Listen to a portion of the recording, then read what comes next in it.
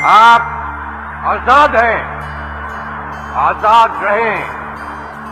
आप लोग इस मुल्क पाकिस्तान में अपनी अपनी इबादतगाहों, मस्जिदों या मंदिरों में जाने के लिए।